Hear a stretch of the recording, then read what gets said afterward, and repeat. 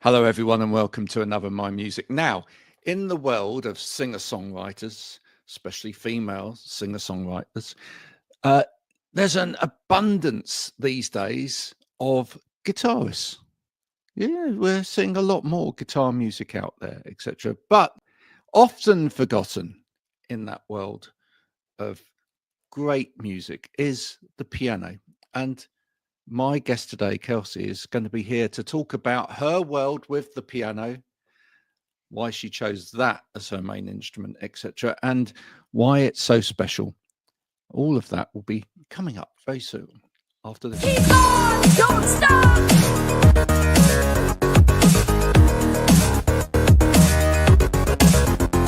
Keep on, don't stop.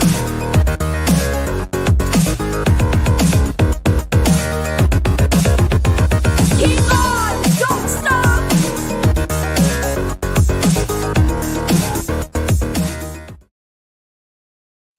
I love watching people's faces when they actually watch that video.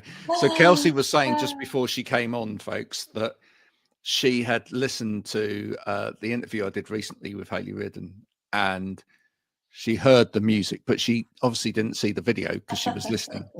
Did the video not disappoint? Hopefully, It's surprised.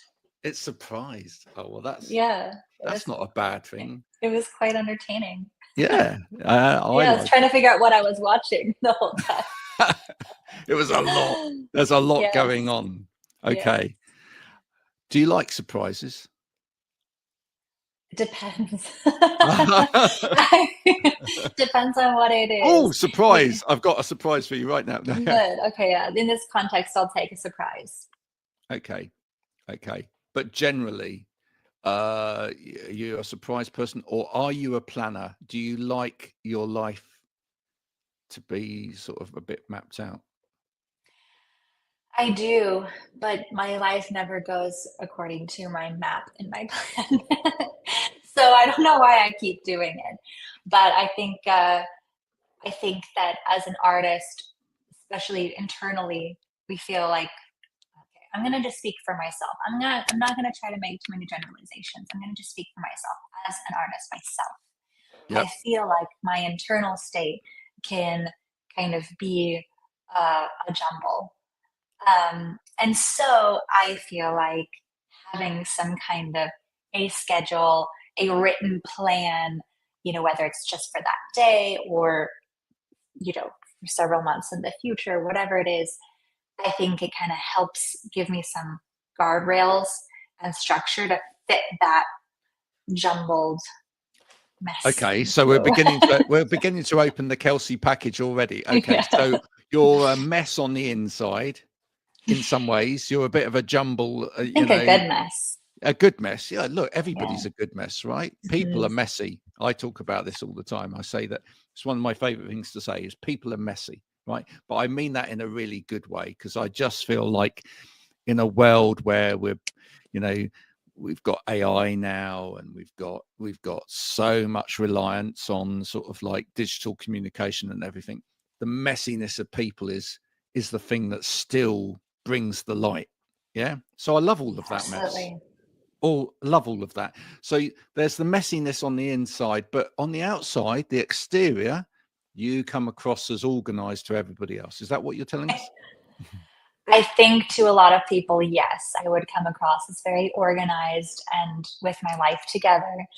And it's not something that I specifically strive for. Like, it's not a goal of mine to come across specifically like I have everything together. It just is a product of that structure internally.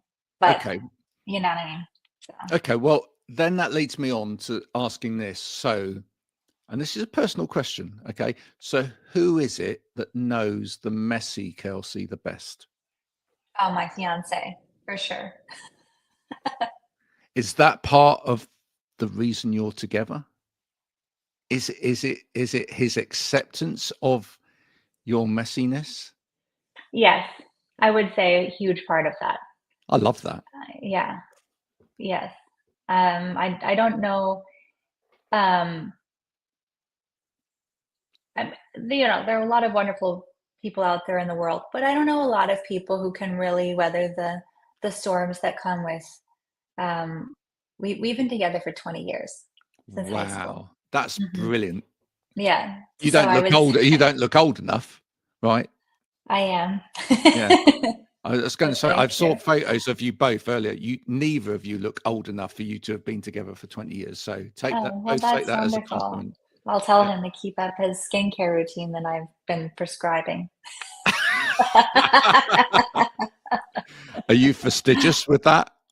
Absolutely. Yes. Absolutely. Yeah. Yes. That was instilled in me when I was very young, though, by my mom. So that's Uh, one thing to thank her for, or many things. That's one. and is he your biggest fan and your biggest critic, or is that somebody else in your family? Mm. No, I actually, I think the, that his belief in me is evidenced by. I mean, he's obviously he's with me. He loves me, but after all these years, he still comes through for me in so many uh, practical and emotional ways when it comes to my music. So I would say, he's had to be alongside with me in the most intimate ways with that journey. So I would say he's definitely the biggest fan because he's still coming through for me, and he's definitely the person that I can trust the most to give me the most unfiltered uh, feedback, Now, you and see, I need that. you don't get this opportunity to say these things in an interview that often. But now you've said it, and like later tonight, when like this goes out, etc., you can get him to watch this, and you will get a lovely dinner. I'm telling you now. You. What's your favorite food to eat? Oh goodness. I don't have one favorite food. I love all kinds of foods. Or I what's the think we favorite dish that he makes for you? What probably would steak. steak? Right. Yes. Steaks on the cards tonight, Okay. Kelsey. That's all I'm saying. That's lovely. A nice steak, Diane, or something like that. That's on the cards tonight for you. Now, tell me about the piano. When did you start playing piano, and why did you gravitate towards the piano? Because it's not everybody. It's not an easy instrument. Oh, yeah. I feel so blessed because I don't know my life without a piano. I don't have any Wow. memories without one. And that's because we always had one in our house. Sometimes we've had two in our house just because we believe in never giving You had a away big a house. piano. You had a big house, right? Two Honestly, pianos. it was one was in the living room, one was in the bedroom. So it Someone wasn't. slept in the piano. Yes. So um my mother is a singer-songwriter as well. She plays piano. She also plays guitar. But and this is a story that I've told a few times, but what she tells me is that she would nurse us while playing the piano. So, and obviously while she was pregnant and things like that. So, but quite literally, there's never been a time in my life when I've not had the piano.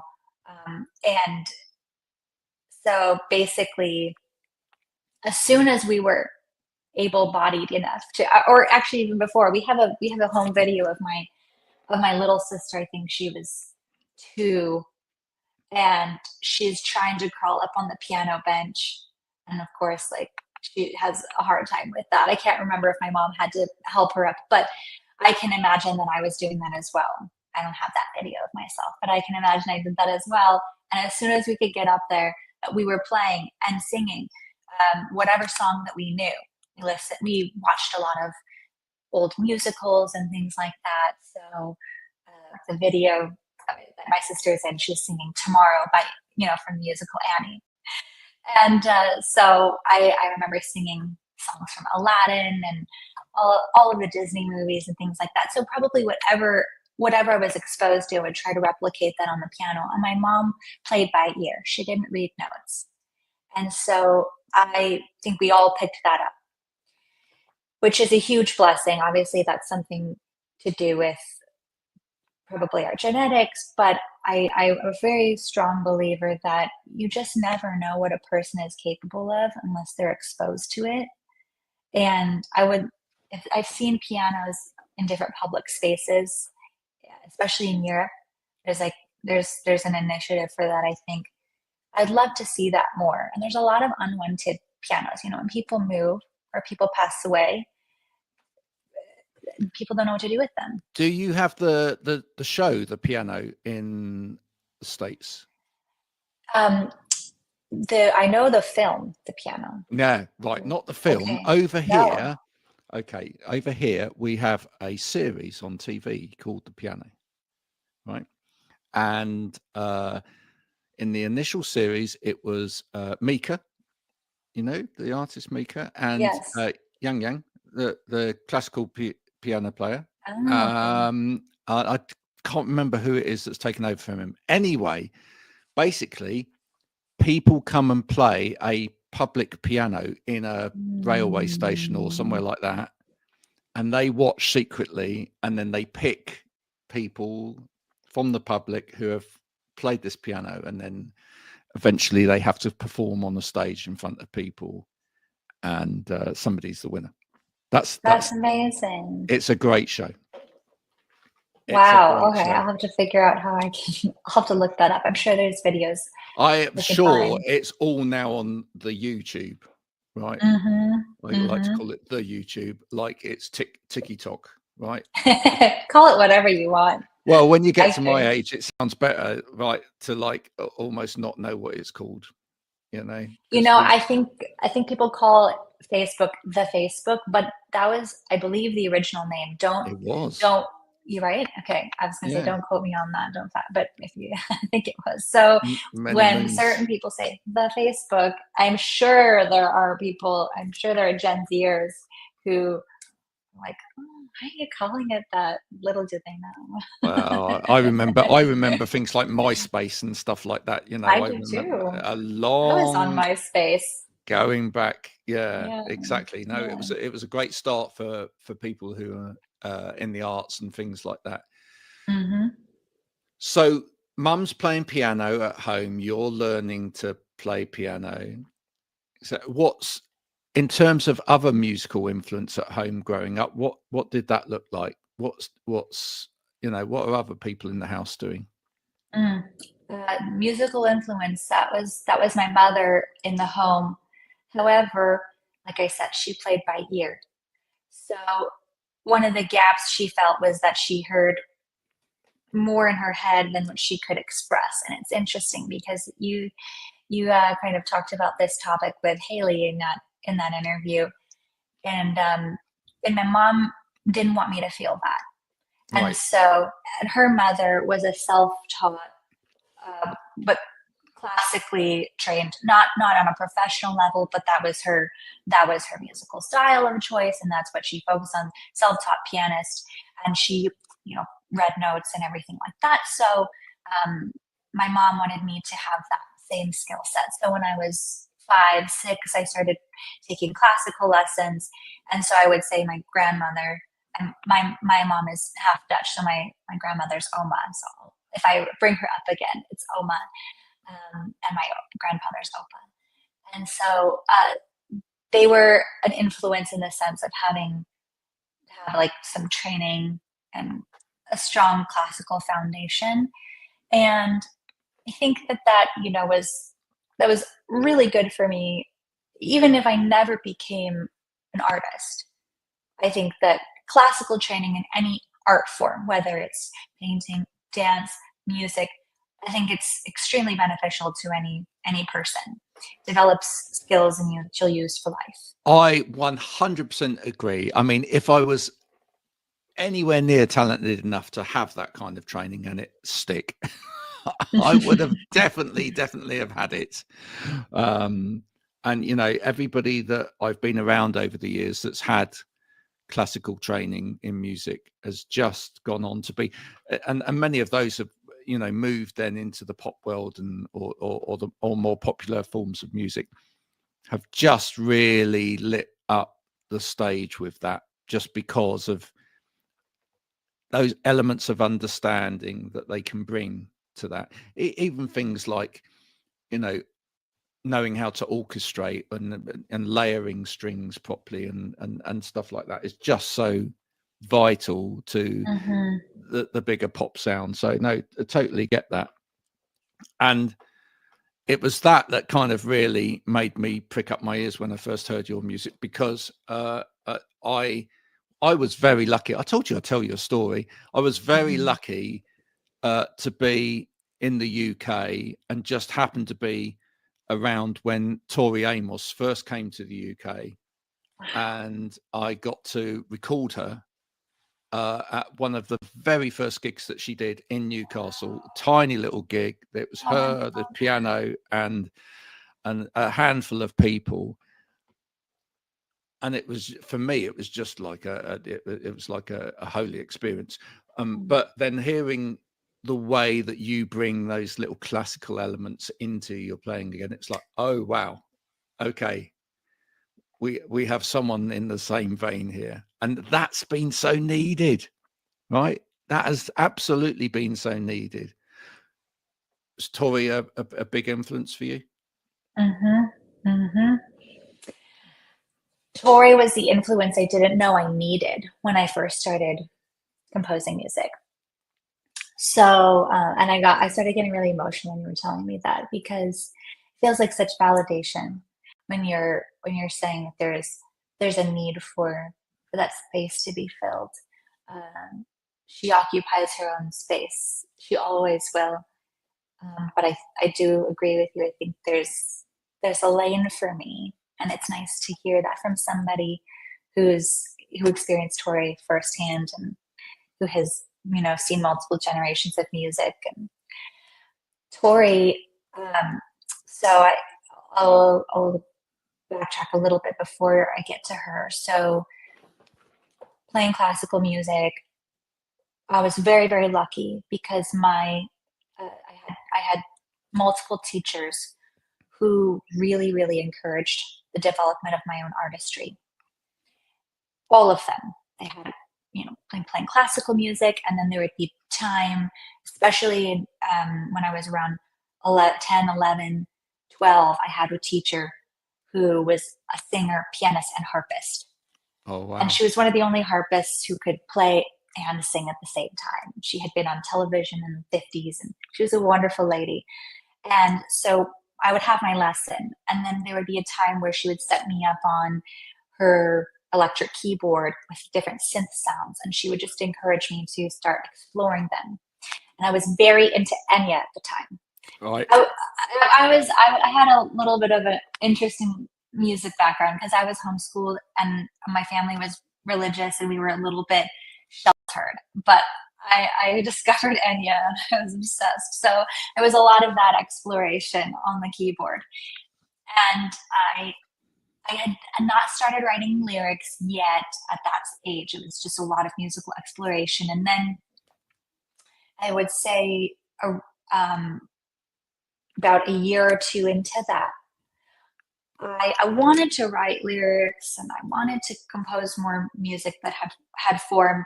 I thought about film composition and stuff like that, but I really wanted to write songs. My mom was a songwriter, and that was the closest thing I'd had to like a real model for what songwriting looked like, because I could see some of the process, but I didn't really know where to start. And I felt like I had ideas, but I didn't feel like I didn't have confidence in how I wanted to construct a song and write lyrics, because they seemed a little bit different than what I would hear on the radio. And I was at my cousin's house after a birthday celebration when I was, I think, 12. I had to be around 12. And somebody there in the house was playing the piano and started singing Winter. And there was just, I have this memory so like burned into my brain that as soon as I heard that, of course, she played it, sang it. She sang beautifully. She was like a beautiful vocal match for that song. And I asked her what it was, And she said it was Winter by Tori Amos. I said, who's that? And this was probably a couple years after Little Earthquakes came out. So she recommended Little Earthquakes. There was no internet back then. There was no, I didn't have a phone I could jot in my notes. So I had to remember for hours and hours the name of that song, the name of that album. And then I went to, we had a little record store in my hometown, and I went and bought the CD and put it in my 3-disc CD changer. And I listened to that album from end to end, every word, read every single lyric. And it really gave me the model for the kind of music that I already felt was inside of me, but I couldn't identify in anybody else.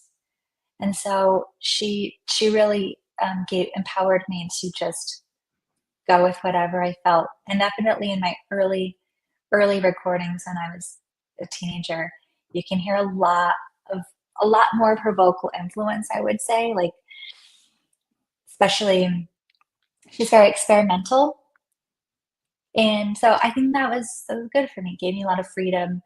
And I've obviously developed over the years, but she was and is huge beacon for me. Oh, that's a special story. Thank you for sharing that. Thank you for sharing yours. I used to listen to that album on a Sony Discman going over. I lived in Sunderland at the time. I was a student, but I also worked in radio. I was a journalist, and I had to get up really early in the morning and walk across the bridge in Sunderland, across the water. It was probably about 3 or 4 miles walk to work. It was quite a long way. That was a long walk. And but I would get up and I'd listen to that out. The amount of times I listened to that album going across that bridge, and the most special time was a time in winter.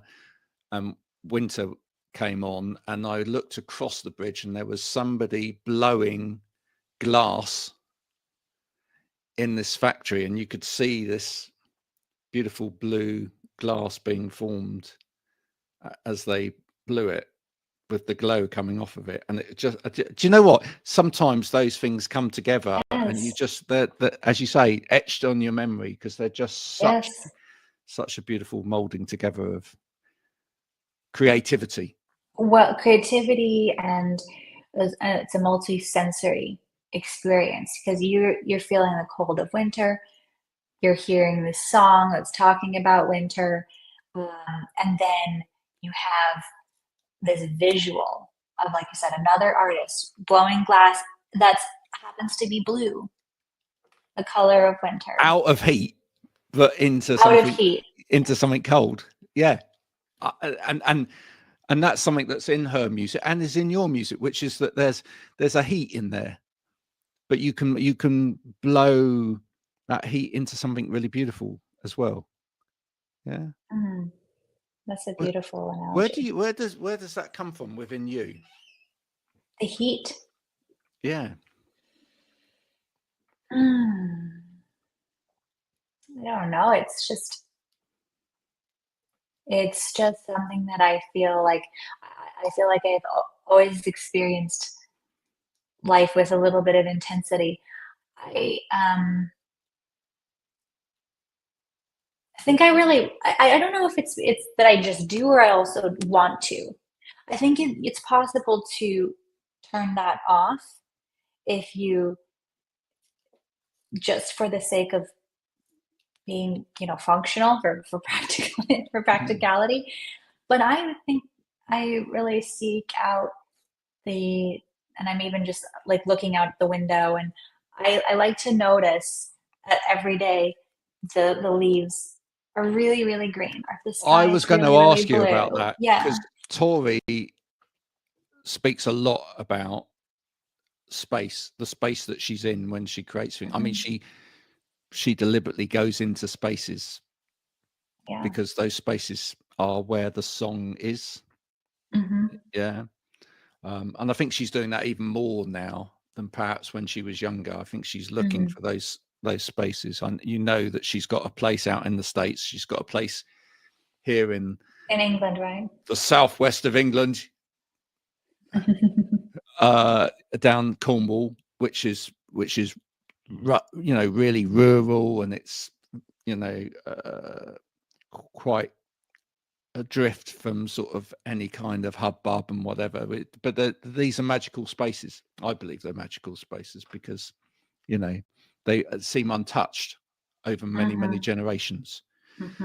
And I feel like she's searching into those spaces to find the stories of the past and bring them into and the things that not everybody sees.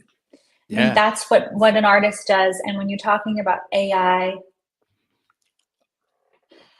can't do it, can it? There's a lot of people are discouraged at it. Yeah, but it's I think especially as it becomes more and more pervasive, which already is, you can now really identify what's written by AI, what's created by AI.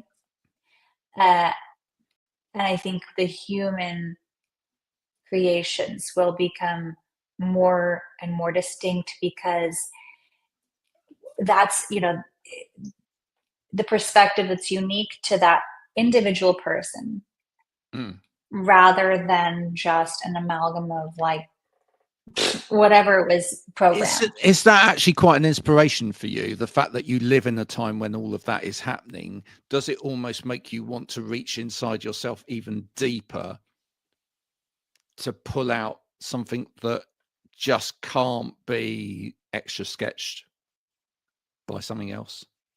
Absolutely. Cool. Absolutely. And I think that requires intentional immersion, awareness, seeking out those opportunities to really feel everything to its fullest, every element. So like I was saying, the nature, or how something smells, or how someone's voice sounds, and then I'll pull my phone out sometimes and just record the air. If I hear like a frog croaking. Frog. I heard You've a frog. invented a new creature. That's great. Frog, I love that. A A crog. It could have been a crog. He sounded like one. I heard a frog croaking in my yard months ago, every single night. And I started thinking about him. I started thinking about why he was croaking. Like, he was only one, and I thought, is he lonely? And I did use ChatGPT to have a funny conversation. I asked why was he croaking, and do you think he was lonely? And then I had it was saying he was, it was a mating call. But just things like that. Like, why do I notice that? And why am I going to record that sound on my voice note? Like, most people, you just write that off. That's just, okay, that's just a random frog. And I don't know what that would lead to. I don't know that that's leading to anything, but I think it keeps my senses sharpened. There's a couple of things in there. One is I like the fact that you mentioned an AI in the middle of that, because I think that some people get it wrong, that they think that maybe like artists saying, I want to keep AI over there. It's not like, I mean, I use AI all the time. I don't have a problem with AI, but what I have a problem with is people relying on AI, right? What I have a problem with is people being lazy and not being creative, right? And using AI as their excuse not to do, or not to feel, or not to think, or whatever. I feel if it's just like when computers first came along, and then phones first came along, or any technologies come along, right? We have the choice. Plow. The plow. We have the opportunity. Got to think about how that works. But we have the opportunity to use what we have as a technology creatively, or use it lazily. We can be in charge of it, and go, right, how, almost like I like looking at technology and going, how can I break it? right? How can I make it? How can I get it to say something or do something or whatever that it doesn't want to do, right? Yeah, Right? interesting. You Against know, its programming. yeah, against just like don't just write me a song. No, squeal, squeal, and then let me take the squeal and then mix it with guitar and stuff and whatever over there, and real human emotion, and then make something out of it. That's great. That's wonderful. Right? Well, in that context, it's just another. It's a mechanism instrument. to produce a new sound that Yeah. wouldn't be produced otherwise, or but you're still at the helm. That's the key. You're That is still at the helm. so important. So important. So there's that. That was great. But also what you were saying in there, which is, brings us full circle on the conversation, was that you have to reach into yourself and become as vulnerable as possible and immerse yourself in feeling as possible to make this wonderful music that you do. And that, Kelsey, is why the relationships that you have in your life that are so special to you, because those people have to support you in that. Because when you take yourself into one of those spaces where you feel that much, that's a lot to feel. So you have to have someone there that's ready to hold you there while you feel it. It's true, isn't it? It is, and it's definitely quite a balance, because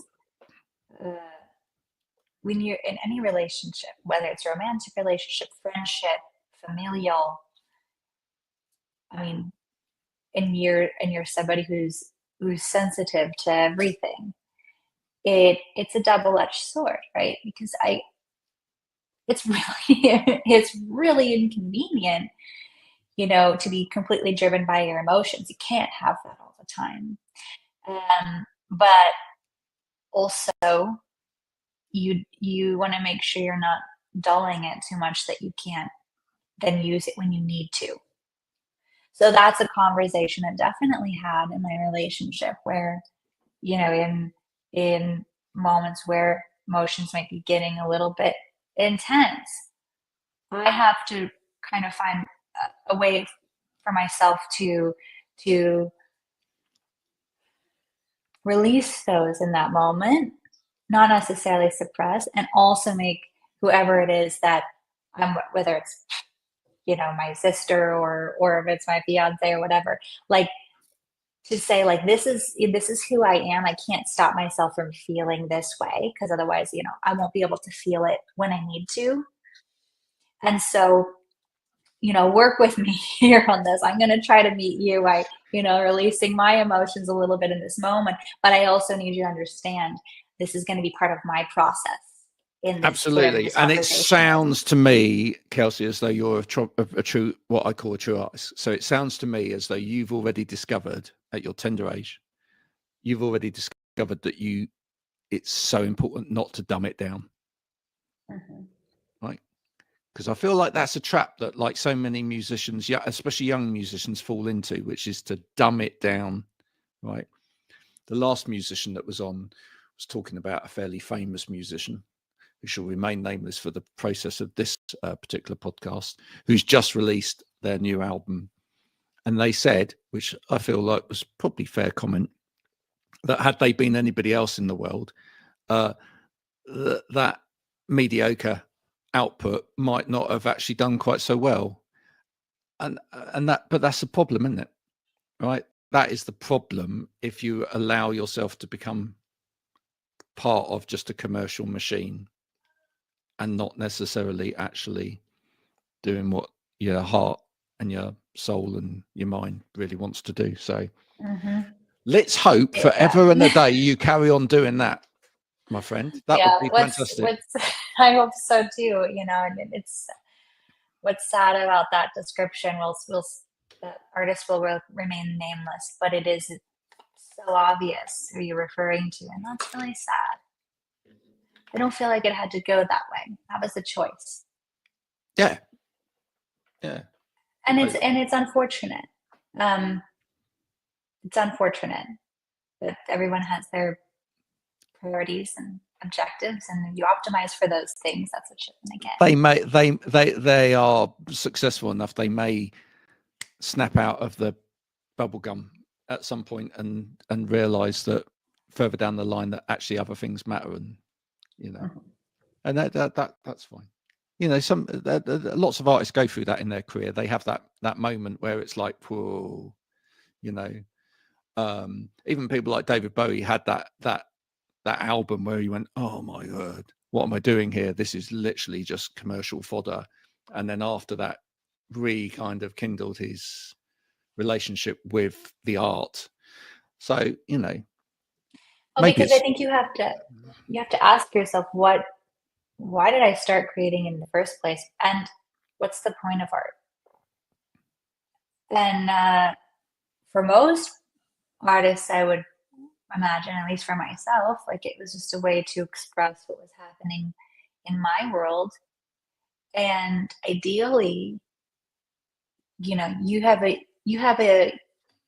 experience is unique to a point, but there's enough commonality in humanity that there's a thread, hopefully, in every song, in every painting, film, or whatever, even if the exact details of the story aren't identical to somebody else's, but that emotional thread is something they can connect to. And I would say that's what art is. It's to express within yourself and to connect with another human somehow. And that's a really important role in society and culture, in the human experience. And so if you're creating art with a different objective, that's totally fine, as long as you're knowing you're doing that. But if it stops feeding you emotionally, and if it stops feeding other people, then I don't know if it can be considered art in the same way. No. For me, it's like the difference between having the time and the energy and the emotion and whatever that's put into a painting, and then further down the line where it's just like a print, and it's just like in a shop, and then it's in another shop, and then it's in a million shops, and then whatever. There's a point at which, right, there's a reason why the original painting is worth a fortune and the prints aren't. Do you know what I mean? There's a reason why it doesn't move on. And sometimes I think artists actually lose sight of the fact that they need to be painting, and they start just producing prints, and then it's a problem. But there we go. Listen, talking about wonderful art, so people can get into this now because you have an EP that's out currently, right? And if people want to partake in that, they can go to if they go on your Instagram, for example, there's a link tree in there, and then they can go to website, which is beautiful, and you can get your EP, and that's that's a wonderful thing. But also, you've done a very, I have to say, one of the most beautifully coloured and thought out and nicely looking set of merch as well. I mean, your t-shirts with their wonderful colour schemes, which are very autumnal, perfect for this time of year, folks, as you can see. Very autumnal, and with like almost like a little storyboarding of like little photos of you, and then it's beautiful. That Thank you. little Thank montage. you. Well, it's effort, you're putting effort into everything, which is great. So and if people are those available, because this goes all over the world, are those available worldwide? I mean, when I went on, it looked like you could order them, but does that work? So I tell people, like, the best way to find me is just to go to my website, kelseyklein.com, KELSEYKLEIN.com. That has been my website forever and ever. I will always have it. So because if you go there, then you can find my social media. You can find me on whatever streaming platform you listen to music on, and then you also will find that merch link there. And the provider that I use does have multiple production houses. So there's one in the States, and then there's some that are available in the UK. And I believe Europe, definitely the UK. So I know that because I've produced merch for That's through them marvelous. that's gone to UK. So we should be able to get the whole of the UK wearing a Kelsey Klein If t-shirt. the whole of the UK could wear a Kelsey Klein t-shirt, that would make my heart burst. My goodness. You know, and actually it's funny that you mentioned Tori, because in talking about planning and strategy and stuff like that, I've looked at a lot of artists who I admire, and obviously Tori is probably in that top stratosphere. And looking at their strategies, because I've been wondering, you know, how can I break through? And looking at how she broke through in the UK before she could in the US, and that ignited, you know, a fire that spread, because people could finally, you know, some people recognize her. I often feel like that people in the UK and Europe are ahead of the US when it comes to musical taste. There's just a different appreciation. It's not about like being superior or saying, oh, if you like my music, that means that you're, you know, a superior taste. It's just about having the education and the appreciation for different kinds of music, and for, you know, something that requires a little bit longer attention span, Yeah. I would say. And have you spoken to her yet? Never. No. I would love to. I think we should make that happen. Yeah. We'll tag Tori in when this goes out. Oh, wonderful. And then if anybody is in touch with Tori, if you're on Tori's team, or you know someone on Tori's team or whatever, if you could make the introduction between Kelsey and Tori. I mean, I feel that could be a beautiful That would be thing. Amazing. Kelsey supporting Tori in the UK on a little tour, that would be marvelous. That'd be a dream. Absolute dream. that would let's you know, you got to manifest these things, right? You got to make these things happen in your head, and hopefully that will happen. It's been an absolute pleasure talking to you today. Thank you so much for coming. It's been a pleasure speaking with you, Graham. Thank you. Your music is so special. You definitely are filling the void. That's, you know, as you say, Tori is in her own space there, etc. But there isn't enough singer-songwriter with a piano, with those like classical elements, doing that emotive thing. You've definitely got a stream of your own there. And I think you are somebody to watch. And I feel like I hope more people will watch this, tune into what you're doing, and go, wow, because your music does show stop, and that's a marvelous thing. So thank you so much for doing what you do. That means a lot. Thank you. This, ladies and gentlemen, is the wonderful Kelsey Klein. If once you've watched this and you've clicked the little link below on Spotify to listen to Kelsey's music, because it's an inch, your thumb can just do that, and then you're there. We make it that easy for people to find the music.